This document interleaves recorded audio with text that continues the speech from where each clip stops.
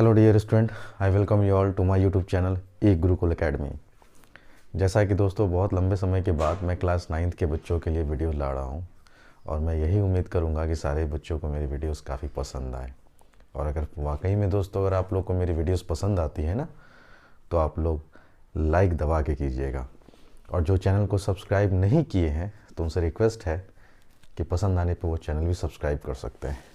आइए, जैसा कि सबसे हॉट टॉपिक चल रहा है लोगों को कि सर मेंस्ट्रुएशन जो है, क्लास 9th के बच्चों का भी डिमांड था कि मेंस्ट्रुएशन करवाइए सर। तो आइए, सबसे पहले मेंस्ट्रुएशन में हम लोग दो पार्ट पढ़ेंगे दोस्तों, एक एरिया पढ़ेंगे और दूसरा वॉल्यूम एंड सरफेस एरिया पढ़ेंगे। तो पहले एरिया ऑफ ट्रायंगल्स में आप लोग हेडिंग दीजिएगा। आप लोग के जो सिलेबस में है वो है area of triangles and quadrilateral. ध्यान से समझेंगे बच्चों, ठीक है। सबसे पहले है ना, आपको जो एरिया पढ़ना है वो पढ़ना है फॉर राइट एंगल्ड ट्रायंगल के लिए। ध्यान से समझेंगे, ठीक है ना। जैसे मान लीजिए कि एक मैंने राइट एंगल ट्रायंगल ड्रॉ किया, ये है ए, ये है बी और ये है सी। अगर ये एंगल मैं कहूँ कि 90 डिग्री का है तो आप कह सकते हैं सर कि हाँ सर ये मेरा एक राइट एंगल्ड ट्रायंगल है। किसी भी ट्रायंगल में यदि एक कोई एंगल 90 डिग्री का एग्जैक्टली होता है तो उसे क्या कहते हैं दोस्तों, राइट एंगल ट्रायंगल कहते हैं, ठीक है। अच्छा सर, इस राइट एंगल ट्रायंगल के सामने वाला साइड को जो है लॉन्गेस्ट साइड कहा जाता है। कौन सा साइड? लॉन्गेस्ट साइड, जिसको मैथमेटिशियन क्या बोलते हैं? हाइपोटेनस कहते हैं, ठीक है। ये वाला हो गया साइड आपका बेस और ये आपका हो गया परपेंडिकुलर। क्या बोलते हैं दोस्तों? परपेंडिकुलर, है ना। गैंग्स ऑफ वासेपुर वाला परपेंडिकुलर नहीं समझिएगा, ठीक है। ये परपेंडिकुलर का मतलब होता है दोस्तों एक और नाम से एल्टीट्यूड, और जिनको ये भी नहीं समझ में आता है तो इसका एक सिंपल नाम है दोस्तों और वो है हाइट, ठीक है। बहुत ज़बरदस्त पढ़ाऊँगा, ये मेरे आपसे है ना प्रॉमिस है। ध्यान दीजिएगा, परपेंडिकुलर, एल्टीट्यूड और हाइट, है ना, दीज ऑल आर सेम। अच्छा सर, हाइपोटेनस को शॉर्ट फॉर्म में हम लोग स्मॉल एस से रिप्रेजेंट करते हैं, परपेंडिकुलर को स्मॉल पी से और इसको स्मॉल बी से। तो यहाँ पे एक बहुत बड़े मैथमेटिशियन थे जिनका नाम था पाइथागोरस। तो पाइथागोरस ने एक थ्योरम दिया, एक रिलेशन दिया, इसी को कहा गया पाइथागोरस थ्योरम। ये रिलेशन होता है किसी भी राइट एंगल ट्रायंगल में हाइपोटेनस, परपेंडिकुलर और बेस में क्या रिलेशन होता है, तो हाइपोटेनस का जो स्क्वायर होता है दोस्तों वो होता है परपेंडिकुलर का स्क्वायर प्लस बेस का स्क्वायर। ये काफ़ी इंपॉर्टेंट फार्मूला है। जिन लड़कों या लड़कियों को ये फार्मूला याद है तो इसी से मैं दो फार्मूला और डिराइव करता हूँ। इन केस अगर आपको परपेंडिकुलर निकालना है, अच्छा इसको और मॉडिफाइड करके क्या लिख सकते हैं दोस्तों, तो और करके अगर हम स्क्वायर हटाएंगे तो इधर रूट हो जाता है, तो P square plus B square. तो आपको ये याद रखना है डायरेक्ट, ठीक है, जो मैं टिक लगा रहा हूँ। इसी तरह से अगर आपको परपेंडिकुलर निकालना है, परपेंडिकुलर, तो इस बेस को इधर लाएंगे तो प्लस है तो इधर आके माइनस हो जाएगा, तो H square minus B square, ठीक है। और अगर किन्हीं लड़कों को अगर बेस निकालना है तो परपेंडिकुलर को लेफ्ट साइड शिफ्ट करेंगे तो ये हो जाएगा हाइपोटेनस का स्क्वायर माइनस परपेंडिकुलर का स्क्वायर। तो ये तीन चीज़ आप हमेशा याद रखेंगे for a right angle triangle. अच्छा सर, आप तो बता रहे थे कि एरिया हमको पढ़ना है, तो अब आप मैं लिख रहा हूँ area of triangle A B C, ये होता है 1/2 बेस इंटू हाइट। तो ये याद रखिएगा, ठीक है ना। जिस भी ट्रायंगल में, है ना, whenever altitude is given, base is given, then you have to calculate the area of the triangle, then apply simple logic formula 1/2 base into height, ठीक है। ये था आपका पहला जो कि था राइट एंगल ट्रायंगल। तो मैं हट जा रहा हूं, आप लोग स्क्रीनशॉट लेते चले क्योंकि अभी हम लोग को बहुत कुछ पढ़ना है इसमें।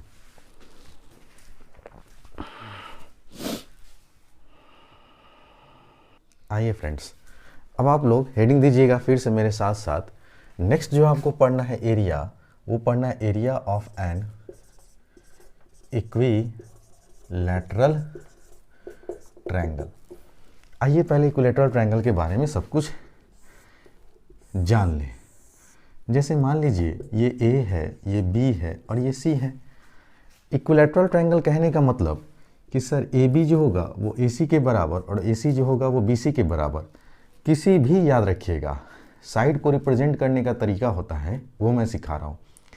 एंगल ए के सामने वाले साइड को हमेशा स्मॉल एंगल से रिप्रेजेंट करेंगे, एंगल बी वर्टेक्स के सामने वाले साइड को स्मॉल बी से रिप्रेजेंट करते हैं, और एंगल सी के सामने वाले साइड को स्मॉल सी से रिप्रेजेंट करते हैं।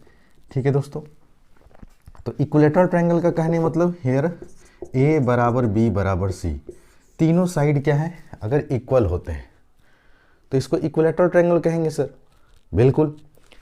चलिए दूसरा बात याद रखिएगा कि अगर आप इक्विलेटरल ट्रायंगल से परपेंडिकुलर अगर डालते हैं बेस पे, तो मान लीजिए ये पॉइंट आपका डी हुआ, तो ये बेस को दो इक्वल पार्ट में डिवाइड करता है। एकदम दिमाग में ये फोकस कर लीजिए कि whenever we draw an altitude from vertex A of an equilateral triangle, then it divides the opposite sides into equal parts. It means that D becomes the midpoint of side BC. If D is the midpoint of side BC, then we can easily say that side BD is equal to DC. Got it?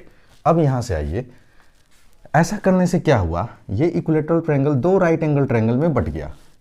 तो अगर ये पूरा side A है दोस्तों, तो बताओ तो ये साइड A/2 होगा? आप बोलेंगे बिल्कुल।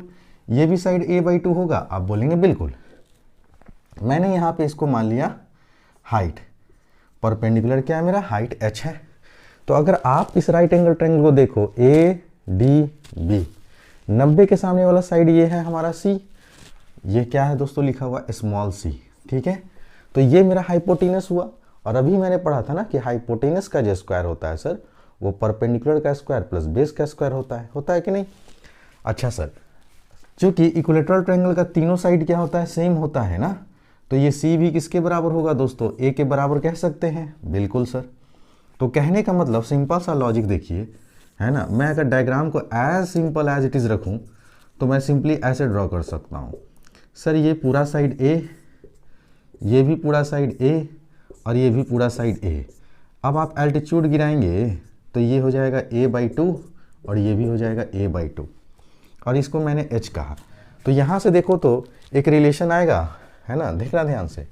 अगर मैं बात करूँ फ्रॉम राइट एंगल्ड ट्रायंगल, कुछ भी नहीं छोड़ूंगा यार, ठीक है ना, एकदम आराम से पढ़ते चलो मेरे साथ।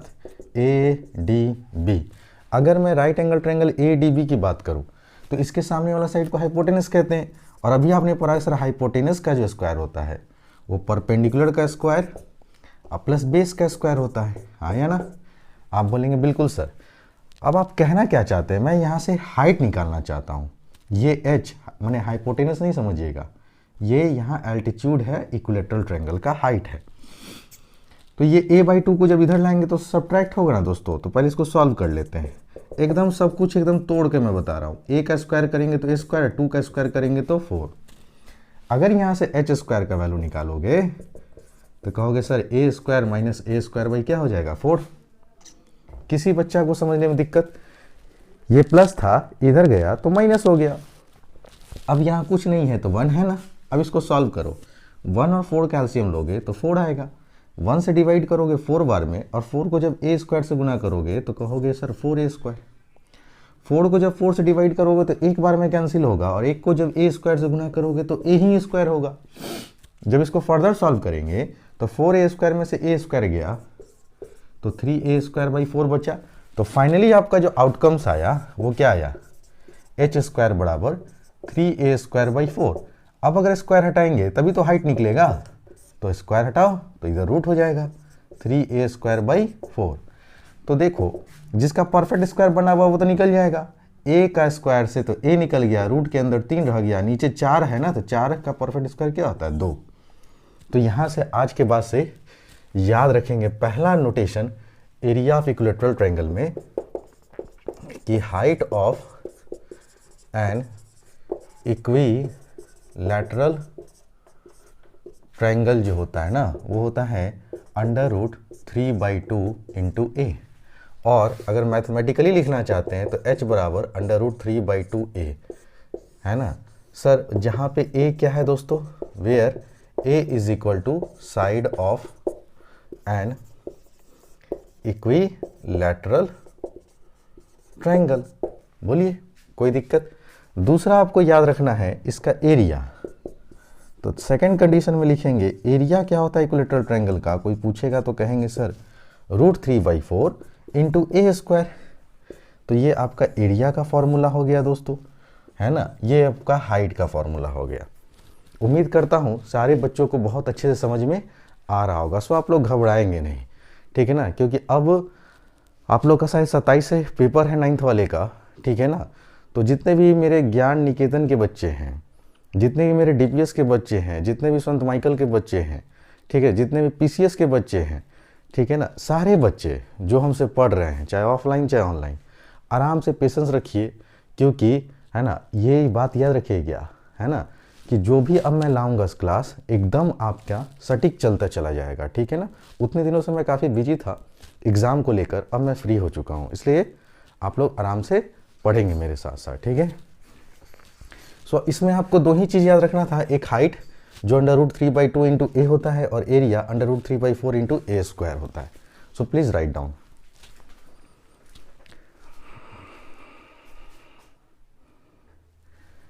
आइए दोस्तों, अब हम लोग नेक्स्ट जो टॉपिक पढ़ने वाले हैं वो पढ़ने वाले हैं area of N isosceles triangle. तो इससे पहले अभी आपने पढ़ा था इक्विलैटरल ट्रायंगल। तो इक्विलैटरल ट्रायंगल चूंकि हमको साइड से पूरा लेना देना है इस चैप्टर में एरिया से, इसी वजह से मैंने आपको इक्विलैटरल ट्रायंगल का एक प्रॉपर्टी नहीं बताया, क्योंकि इक्विलैटरल ट्रायंगल का सभी एंगल 60-60 डिग्री होता है। तो उम्मीद करता हूँ सारे बच्चों को पता होगा। आइए, आइसोसेलेस ट्रायंगल। सर एक ऐसा ट्रायंगल जिसका कोई भी दो साइड इक्वल है, तो मान लेते हैं इक्वल साइड ए है तो ये भी ए हुआ, और ये जो हुआ बेस, इसको हमने बी मान लिया। अब एक बात ध्यान दीजिएगा, सर आइसोसेलेस ट्रायंगल का दो साइड इक्वल और दोनों बेस एंगल भी इक्वल होता है, याद रखिएगा, ठीक है ना। जिस तरह से इक्विलैटरल ट्रायंगल में तीनों एंगल 60-60 डिग्री का होता है, आइसोसेलेस ट्रायंगल में बेस एंगल इक्वल होते हैं।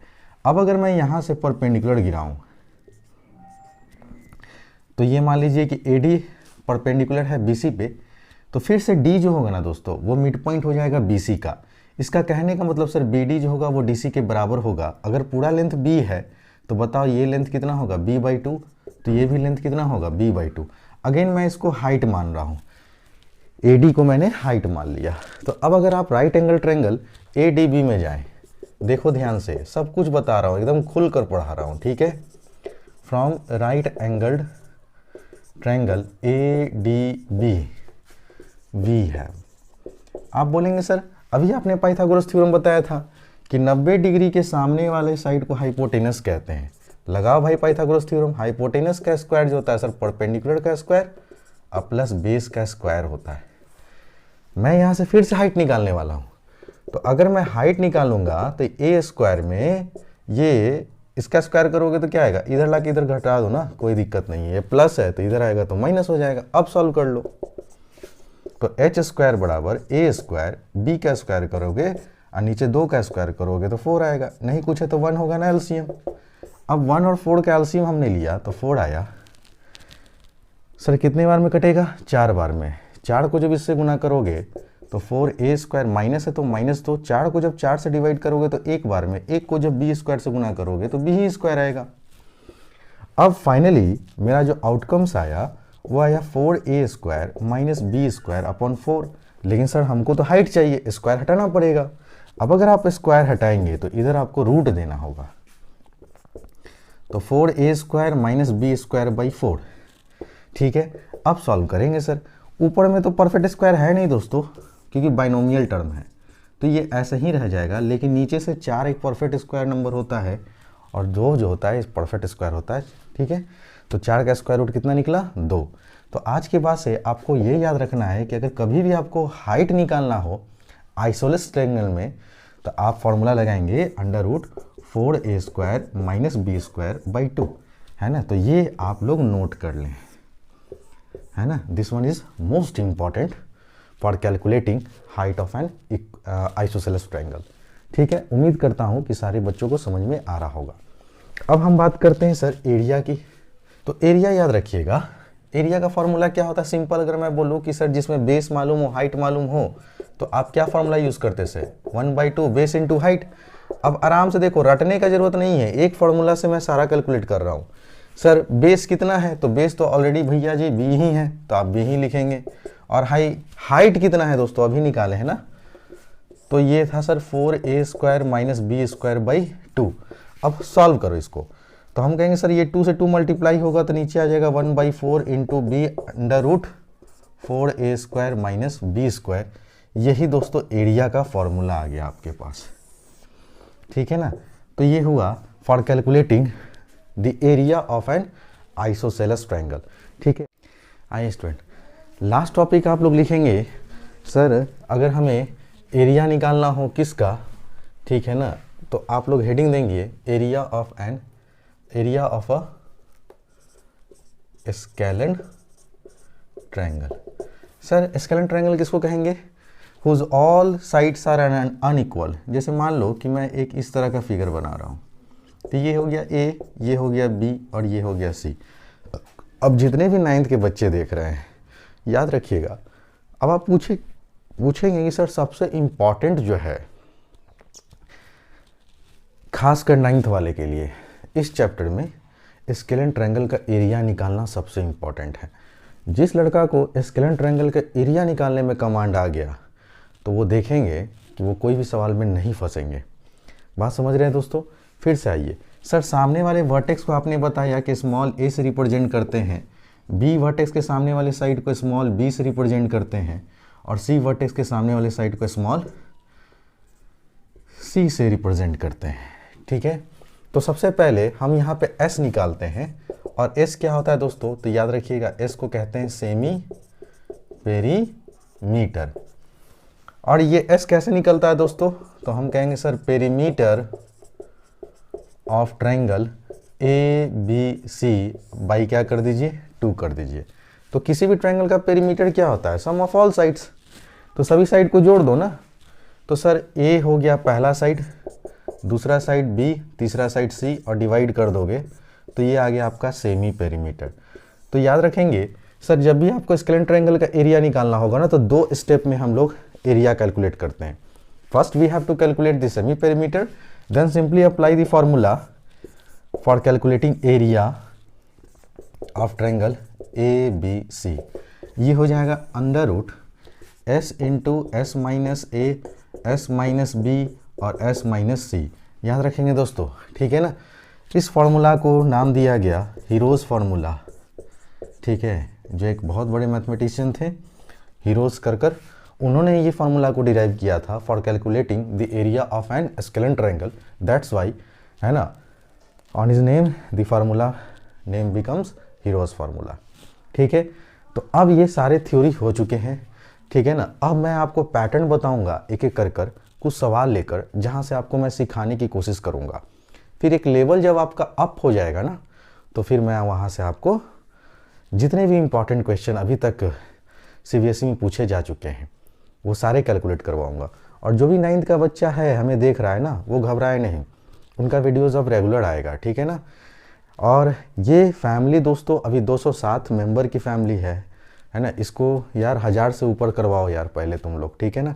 तो वीडियोस को जितना हो सके अपने दोस्तों के साथ शेयर कीजिए, है ना। उन्हें चैनल को सब्सक्राइब नहीं किए हैं तो सब्सक्राइब कीजिए और यार दबा के लाइक करो। ठीक है, आइए, है ना। So please take your time. आइए स्टूडेंट, जैसा कि आप लोग बोर्ड पे पहला क्वेश्चन देख रहे हैं, जहां से आपको कहा गया है find the area of triangle whose base कितना दिया है दोस्तों 25 centimetre and the corresponding height कितना दिया हुआ दोस्तों 10.8 सेंटीमीटर। अब सबसे पहले याद रखिएगा, कभी भी अगर आपको एरिया कहे ना निकालने के लिए तो जो डायमेंशन है ना, उसका यूनिट क्या होना चाहिए, सेम होना चाहिए। Unit must be same. तो कोई भी अगर आप पहले एरिया निकाल रहे हो तो सबसे पहले जो डायमेंशन, जो लेंथ और हाइट दिया हुआ है ना, वो देखो कि उसका यूनिट सेम है कि नहीं। कभी कभी क्या होता है ना कि हम लोग हड़बड़ी में यूनिट देखना भूल जाते हैं। तो मैं सबसे पहले हिदायत दूंगा कि आप लोग जो है सबसे पहले ये देखो कि सर जो हमारा लेंथ है और जो हमारा हाइट है, जो हमारा बेस है या कोई भी साइड है, सारे के सारे एक यूनिट में है या नहीं। तो कभी भी आप एग्ज़ाम में क्वेश्चन पढ़ो तो एक बार मेरे एक्सपीरियंस के बेसिस पे आपको मैं बोल रहा हूँ, सबसे पहले आप यूनिट का डायमेंशन का लेंथ देखो कि सारे जो लेंथ दिए गए हैं वो एक यूनिट में है या नहीं। अगर नहीं है तो उसका भी मैं तरीका बताऊंगा एक सिंपल सा ट्रिक के थ्रू, जिससे आप यूनिट कन्वर्सन में कोई दिक्कत नहीं होगा। तो पहले मैंने क्वेश्चन पढ़ा, मैंने यहाँ पे गया, बेस गया 70 से सेंटीमीटर में और हाइट गया तो ये भी सेंटीमीटर में, कोई दिक्कत नहीं है। और अभी आपको मैंने बताया कि सर अगर किसी भी ट्रायंगल का अगर आपको एरिया निकालना हो जब बेस और हाइट दिया हो, ठीक है ना, तो आप हमेशा एरिया का फॉर्मूला जानते हैं ना, क्या होता है सर 1/2 बेस इंटू हाइट। अब यहाँ 1/2 लिखिए, बेस कितना है दोस्तों तो 25 है, हाइट कितना है 10.8 है। कितने लोग यहाँ सेंटीमीटर सेंटीमीटर लिखते हैं, ऐसा मत करो, पहले कैलकुलेट कर लो फिर लास्ट में सेंटीमीटर स्क्वायर लिख देना।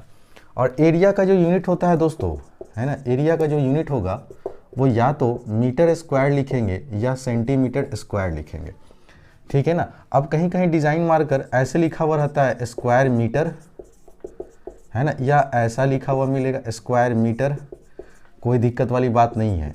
कहीं लिखा हुआ रहेगा स्क्वायर सेंटीमीटर या फिर आपको ऐसा लिखा हुआ रहेगा स्क्वायर सेंटीमीटर, तो बात एक ही है। ये इंग्लिश का लैंग्वेज है, ये वाला आपका मैथमेटिकल लैंग्वेज हुआ, ठीक है।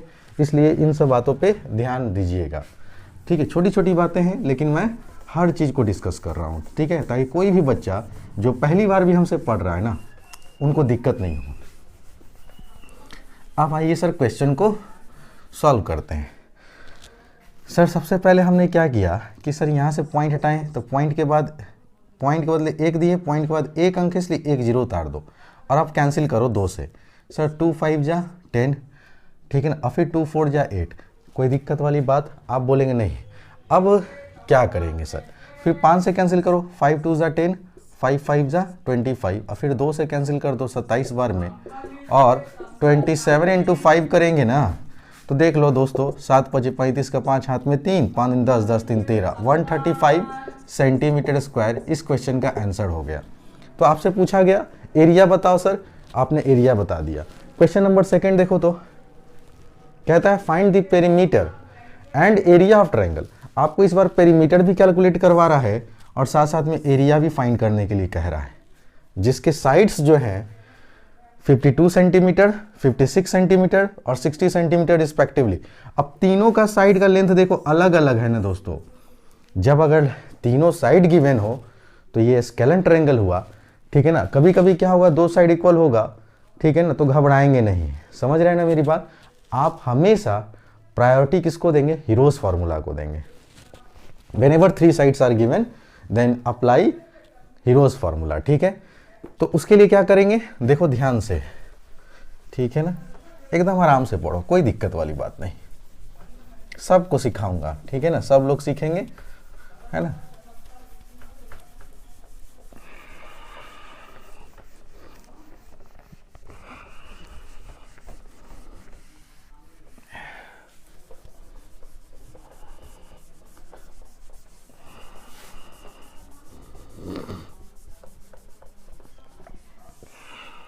आइए सबसे पहले क्या करेंगे कि एक ट्रायंगल बनाएंगे, ठीक है।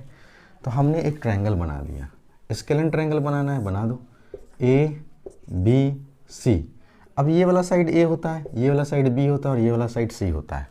तो आपको क्या करना है, शुरुआती से चलना है। लेट A बराबर, जो एग्ज़ाम में आपको जितना लिखना है उतना ही काम करेंगे। A बराबर 52 सेंटीमीटर, B बराबर आप बोलेंगे सर 56 सेंटीमीटर एंड C बराबर आप बोलेंगे 60 सेंटीमीटर, ठीक है दोस्तों। तो सबसे पहले आपको मैंने क्या बोला सर, सेमी पेरीमीटर निकालेंगे। तो आइए, सिंस S बराबर जानते हैं क्या होता है sir, A plus B plus C by 2, तो तीनों साइड को जोड़ो, तो 52 56 और 60, और डिवाइड कितना से करोगे, 2 से।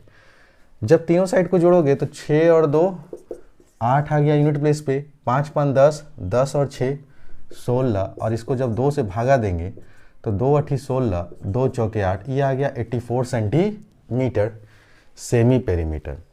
अब आपको एरिया निकालना है, देयरफॉर आप लिखेंगे area of triangle A B C under root S into S minus A, S minus B और एस माइनस सी। ठीक है दोस्तों। अच्छा, आपसे इस सवाल में पूछा गया था कि सर पेरीमीटर बताओ, तो पेरीमीटर तो आपका निकल गया 168 है ना। तो पेरीमीटर के लिए तो कुछ करना ही नहीं था दोस्तों, है ना। तो पेरीमीटर के लिए simply a plus B plus C कर देना। तो सभी को जब जोड़ोगे 52 प्लस 56 प्लस 60 तो ये आ जाएगा 168 सेंटीमीटर। ये था आपका पहला पार्ट का आंसर। दूसरा पार्ट के लिए s निकालेंगे, फिर एरिया निकालेंगे, ठीक है ना। तो आइए ध्यान देना।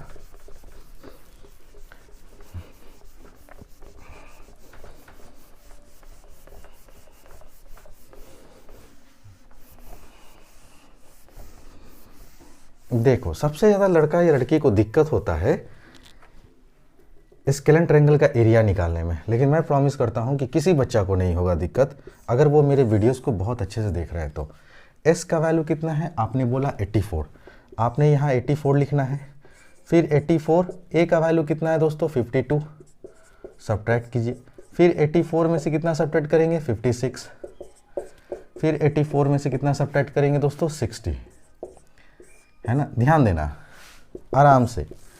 ये फिर हो गया 84 लिख दिया। अब 84 में से 52 घटाओगे तो 4 में से 2 गया तो आपने बोला 2, 8 में से 5 गया तो आपने बोला 3, वेरी गुड, आगे बढ़ो। 14 में से 6 जाएगा तो बोलोगे 8 और 7 में से 5 जाएगा तो 2, आगे बढ़ो। 4 में से 0 गया तो 4, 8 में से 6 गया तो 2। अब यहाँ पे आके थोड़ा सा रुकना है और मैं यही उम्मीद करूँगा कि कम से कम अगर आप 9th 10th में पढ़ रहे हैं तो आपको जो टेबल जो याद होनी चाहिए वो 1 से लेकर 30 तक कंठस्थ होना चाहिए।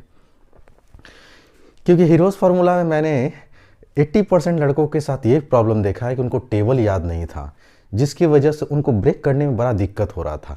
जैसे मैं क्या कहना चाहता हूँ, यहाँ 24 है तो बड़े टेबल में पहले देखो कि 12 2 24 होता है ना दोस्तों।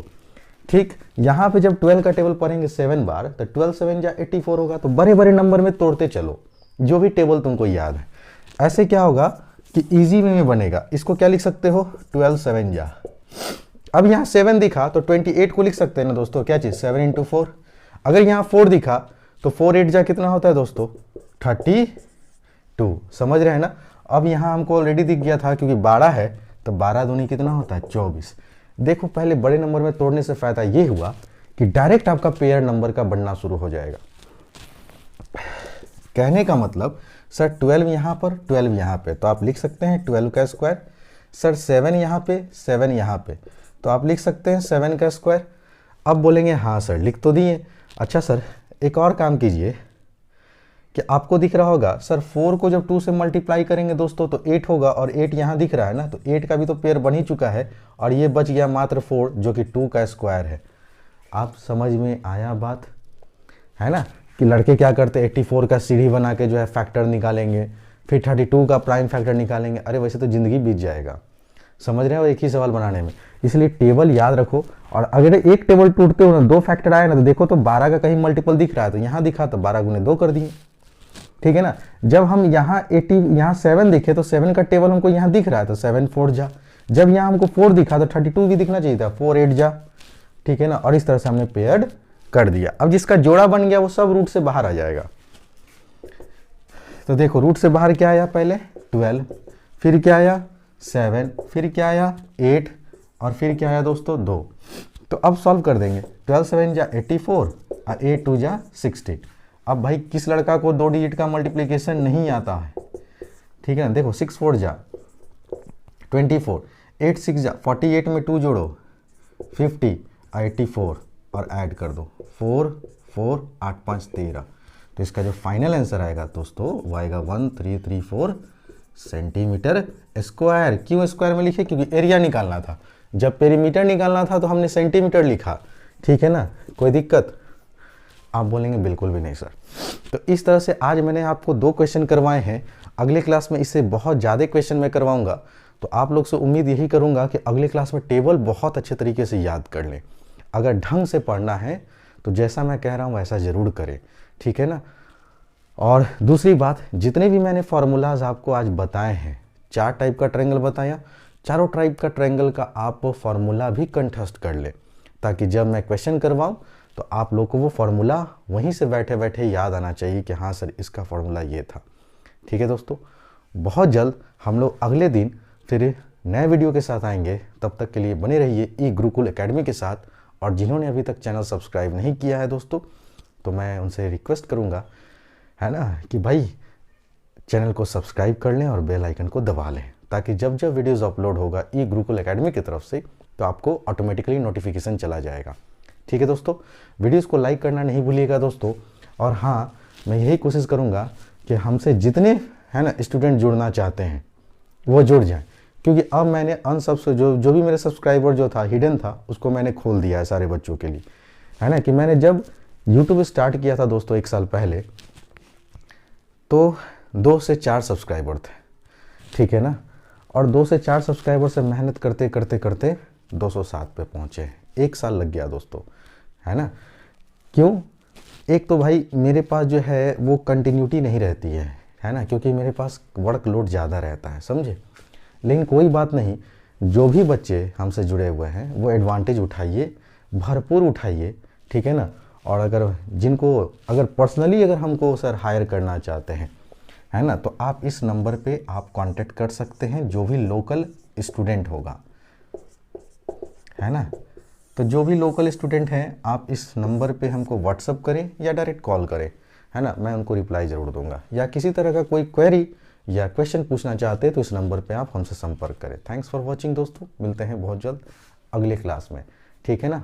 याद रखिएगा, है ना। चलिए अगली क्लास में मिलते हैं दोस्तों।